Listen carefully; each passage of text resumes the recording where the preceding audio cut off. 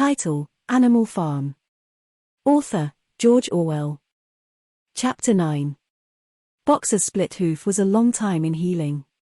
They had started the rebuilding of the windmill the day after the victory celebrations were ended. Boxer refused to take even a day off work, and made it a point of honor not to let it be seen that he was in pain. In the evenings he would admit privately to Clover that the hoof troubled him a great deal. Clover treated the hoof with poultices of herbs which she prepared by chewing them, and both she and Benjamin urged Boxer to work less hard.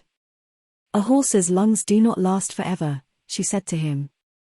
But Boxer would not listen. He had, he said, only one real ambition left: to see the windmill well underway before he reached the age for retirement. At the beginning, when the laws of Animal Farm were first formulated, the retiring age had been fixed for horses and pigs at 12, for cows at 14, for dogs at 9, for sheep at 7, and for hens and geese at 5. Liberal old age pensions had been agreed upon. As yet no animal had actually retired on pension, but of late the subject had been discussed more and more. Now that the small field beyond the orchard had been set aside for barley, it was rumored that a corner of the large pasture was to be fenced off and turned into a grazing ground for superannuated animals. For a horse, it was said, the pension would be £5 of corn a day and, in winter, £15 of hay, with a carrot or possibly an apple on public holidays. Boxer's 12th birthday was due in the late summer of the following year. Meanwhile life was hard. The winter was as cold as the last one had been, and food was even shorter. Once again all rations were reduced, except those of the pigs and the dogs. A too rigid equality in rations, Squealer explained, would have been contrary to the principles of animalism. In any case he had no difficulty in proving to the other animals that they were not in reality short of food, whatever the appearances might be. For the time being, certainly, it had been found necessary to make a readjustment of rations. Squealer always spoke of it as a readjustment, never as a reduction. But in comparison with the days of Jones, the improvement was enormous. Reading out the figures in a shrill, rapid voice, he proved to them in detail that they had more oats, more hay, more turnips than they had had in Jones's day, that they worked shorter hours, that their drinking water was of better quality, that they lived longer, that a larger proportion of their young ones survived infancy, and that they had more straw in their stalls and suffered less from fleas. The animals believed every word of it. Truth to tell, Jones and all he stood for had almost faded out of their memories. They knew that life nowadays was harsh and bare, that they were often hungry and often cold, and that they were usually working when they were not asleep. But doubtless it had been worse in the old days. They were glad to believe so. Besides, in those days they had been slaves and now they were free, and that made all the difference, as Squealer did not fail to point out. There were many more mouths to feed now. In the autumn the 4 sows had all littered about simultaneously, producing 31 young pigs between them. The young pigs were piebald, and as Napoleon was the only boar on the farm, it was possible to guess at their parentage. It was announced that later, when bricks and timber had been purchased, a schoolroom would be built in the farmhouse garden. For the time being, the young pigs were given their instruction by Napoleon himself in the farmhouse kitchen. They took their exercise in the garden, and were discouraged from playing with the other young animals. About this time, too, it was laid down as a rule that when a pig and any other animal met on the path, the other animal must stand aside, and also that all pigs, of whatever degree, were to have the privilege of wearing green ribbons on their tails on Sundays. The farm had had a fairly successful year, but was still short of money. There were the bricks, sand, and lime for the schoolroom to be purchased, and it would also be necessary to begin saving up again for the machinery for the windmill. Then there were lamp oil and candles for the house, sugar for Napoleon's own table. He forbade this to the other pigs, on the ground that it made them fat, and all the usual replacements such as tools, nails, string, coal, wire, scrap iron, and dog biscuits. A stump of hay and part of the potato crop was sold off, and the contract for eggs was increased to 600 a week, so that year the hens barely hatched enough chicks to keep their numbers at the same level. Rations, reduced in December, were reduced again in February, and lanterns in the stalls were forbidden to save oil. But the pigs seemed comfortable enough, and in fact were putting on weight if anything. One afternoon in late February, a warm, rich, appetizing scent, such as the animals had never smelt before, wafted itself across the yard from the little brewhouse, which had been disused in Jones's time, and which stood beyond the kitchen. Someone said it was the smell of cooking barley. The animals sniffed the air hungrily and wondered whether a warm mash was being prepared for their supper. But no warm mash appeared, and on the following Sunday it was announced that from now onwards all barley would be reserved for the pigs. The field beyond the orchard had already been sown with barley. And the news soon leaked out that every pig was now receiving a ration of a pint of beer daily, with half a gallon for Napoleon himself, which was always served to him in the Crown Derby soup tureen. But if there were hardships to be borne, they were partly offset by the fact that life nowadays had a greater dignity than it had had before. There were more songs, more speeches, more processions. Napoleon had commanded that once a week there should be held something called a spontaneous demonstration, the object of which was to celebrate the struggles and triumphs of Animal Farm. At the appointed time the animals would leave their work and march round the precincts of the farm in military formation, with the pigs leading, then the horses, then the cows, then the sheep, and then the poultry. The dogs flanked the procession, and at the head of all marched Napoleon's black cockerel. Boxer and Clover always carried between them a green banner marked with the hoof and the horn and the caption, "Long life Comrade Napoleon." Afterwards there were recitations of poems composed in Napoleon's honor, and a speech by Squealer giving particulars of the latest increases in the production of foodstuffs, and on occasion a shot was fired from the gun. The sheep were the greatest devotees of the spontaneous demonstration, and if anyone complained, as a few animals sometimes did, when no pigs or dogs were near, that they wasted time and meant a lot of standing about in the cold, the sheep were sure to silence him with a tremendous bleating of 4 legs good, 2 legs bad. But by and large the animals enjoyed these celebrations. They found it comforting to be reminded that, after all, they were truly their own masters and that the work they did was for their own benefit. So that, what with the songs, the processions, Squealer's lists of figures, the thunder of the gun, the crowing of the cockerel, and the fluttering of the flag, they were able to forget that their bellies were empty, at least part of the time. In April, Animal Farm was proclaimed a republic, and it became necessary to elect a president. There was only one candidate, Napoleon, who was elected unanimously. On the same day it was given out that fresh documents had been discovered which revealed further details about Snowball's complicity with Jones. It now appeared that Snowball had not, as the animals had previously imagined, merely attempted to lose the Battle of the Cowshed by means of a stratagem, but had been openly fighting on Jones's side. In fact, it was he who had actually been the leader of the human forces, and had charged into battle with the words "Long live humanity" on his lips. The wounds on Snowball's back, which a few of the animals still remembered to have seen, had been inflicted by Napoleon's teeth. In the middle of the summer Moses the raven suddenly reappeared on the farm, after an absence of several years. He was quite unchanged, still did no work, and talked in the same strain as ever about Sugar Candy Mountain. He would perch on a stump, flap his black wings, and talk by the hour to anyone who would listen. "Up there, comrades," he would say solemnly, pointing to the sky with his large beak. "Up there, just on the other side of that dark cloud that you can see, there it lies, Sugar Candy Mountain, that happy country where we poor animals shall rest forever from our labors."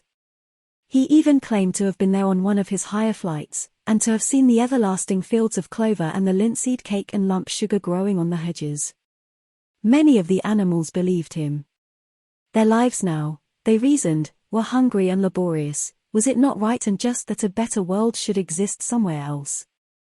A thing that was difficult to determine was the attitude of the pigs towards Moses. They all declared contemptuously that his stories about Sugar Candy Mountain were lies, and yet they allowed him to remain on the farm, not working, with an allowance of a gill of beer a day. After his hoof had healed up, Boxer worked harder than ever. Indeed, all the animals worked like slaves that year.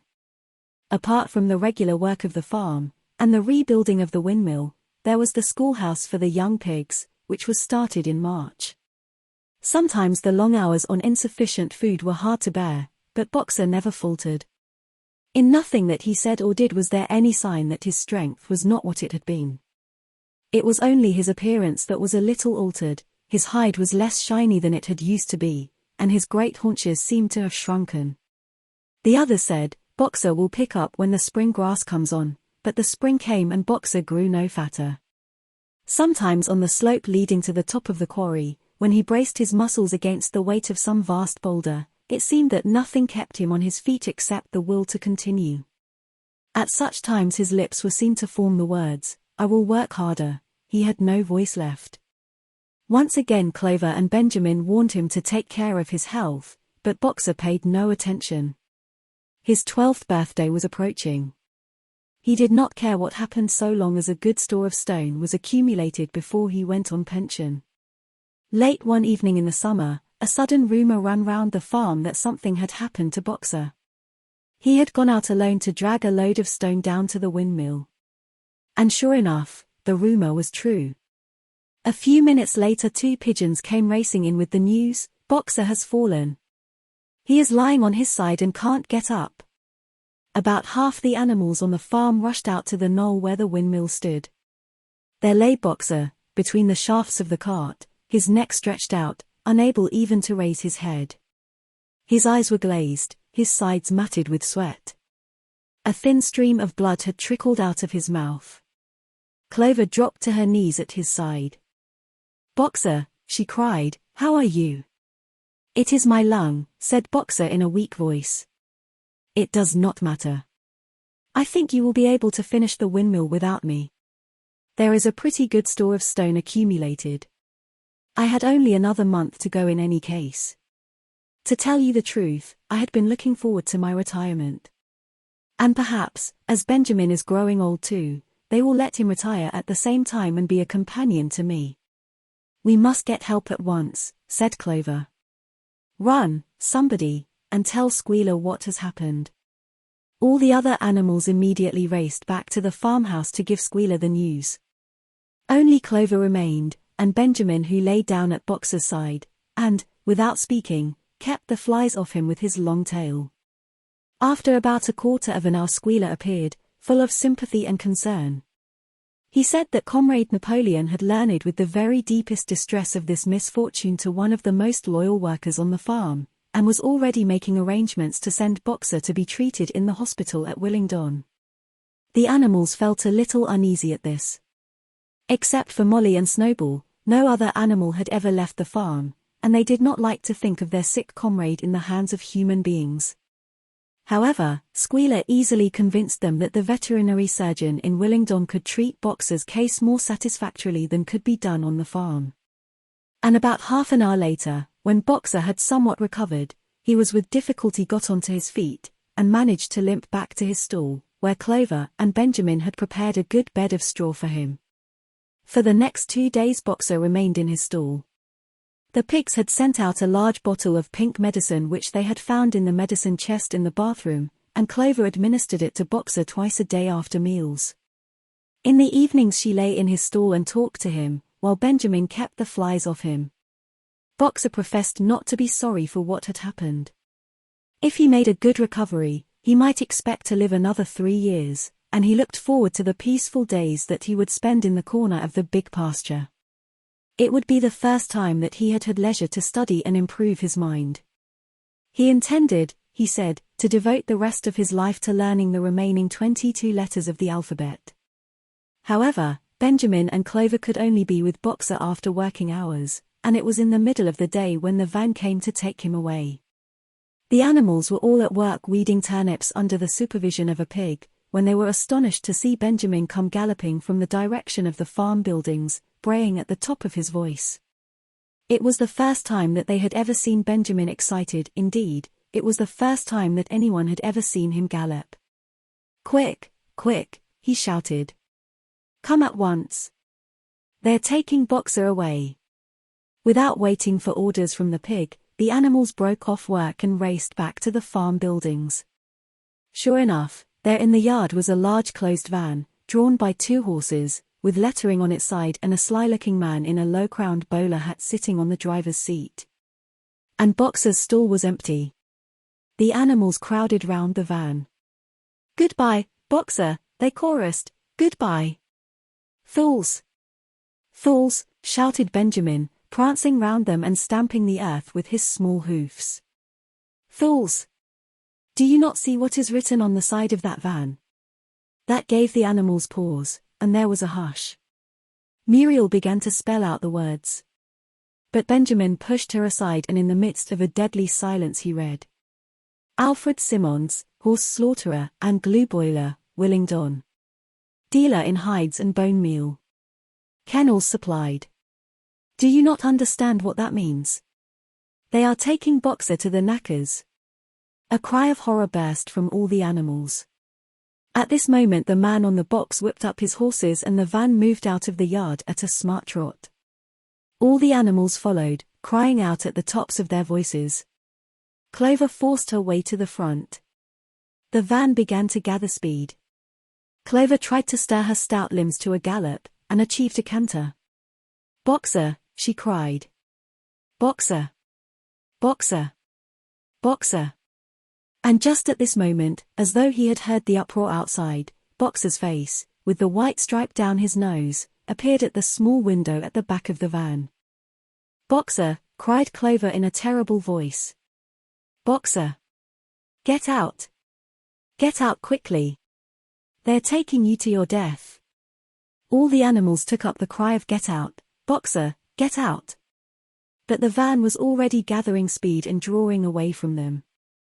It was uncertain whether Boxer had understood what Clover had said. But a moment later his face disappeared from the window and there was the sound of a tremendous drumming of hoofs inside the van. He was trying to kick his way out. The time had been when a few kicks from Boxer's hoofs would have smashed the van to matchwood. But alas! His strength had left him, and in a few moments the sound of drumming hoofs grew fainter and died away. In desperation the animals began appealing to the two horses which drew the van to stop. "Comrades, comrades," they shouted. "Don't take your own brother to his death." But the stupid brutes, too ignorant to realize what was happening, merely set back their ears and quickened their pace. Boxer's face did not reappear at the window. Too late, someone thought of racing ahead and shutting the 5-barred gate, but in another moment the van was through it and rapidly disappearing down the road. Boxer was never seen again. 3 days later it was announced that he had died in the hospital at Willingdon, in spite of receiving every attention a horse could have. Squealer came to announce the news to the others. He had, he said, been present during Boxer's last hours. "It was the most affecting sight I have ever seen," said Squealer, lifting his trotter and wiping away a tear. "I was at his bedside at the very last. And at the end, almost too weak to speak, he whispered in my ear that his sole sorrow was to have passed on before the windmill was finished. 'Forward, comrades,' he whispered. 'Forward in the name of the rebellion. Long live Animal Farm. Long live Comrade Napoleon. Napoleon is always right.' Those were his very last words, comrades." Here Squealer's demeanor suddenly changed. He fell silent for a moment, and his little eyes darted suspicious glances from side to side before he proceeded. "It had come to his knowledge," he said, "that a foolish and wicked rumor had been circulated at the time of Boxer's removal. Some of the animals had noticed that the van which took Boxer away was marked horse slaughterer, and had actually jumped to the conclusion that Boxer was being sent to the knackers. It was almost unbelievable," said Squealer, "that any animal could be so stupid. Surely," he cried indignantly, whisking his tail and skipping from side to side, "surely they knew their beloved leader, Comrade Napoleon, better than that." But the explanation was really very simple. The van had previously been the property of the knacker, and had been bought by the veterinary surgeon, who had not yet painted the old name out. That was how the mistake had arisen. The animals were enormously relieved to hear this. And when Squealer went on to give further graphic details of Boxer's deathbed, the admirable care he had received, and the expensive medicines for which Napoleon had paid without a thought as to the cost, their last doubts disappeared and the sorrow that they felt for their comrade's death was tempered by the thought that at least he had died happy. Napoleon himself appeared at the meeting on the following Sunday morning and pronounced a short oration in Boxer's honor. "It had not been possible," he said, to bring back their lamented comrade's remains for interment on the farm, but he had ordered a large wreath to be made from the laurels in the farmhouse garden and sent down to be placed on Boxer's grave. And in a few days' time the pigs intended to hold a memorial banquet in Boxer's honor. Napoleon ended his speech with a reminder of Boxer's two favorite maxims: "I will work harder and Comrade Napoleon is always right," maxims, he said, which every animal would do well to adopt as his own. On the day appointed for the banquet, a grocer's van drove up from Willingdon and delivered a large wooden crate at the farmhouse. That night there was the sound of uproarious singing, which was followed by what sounded like a violent quarrel and ended at about 11 o'clock with a tremendous crash of glass. No one stirred in the farmhouse before noon on the following day, and the word went round that from somewhere or other the pigs had acquired the money to buy themselves another case of whiskey.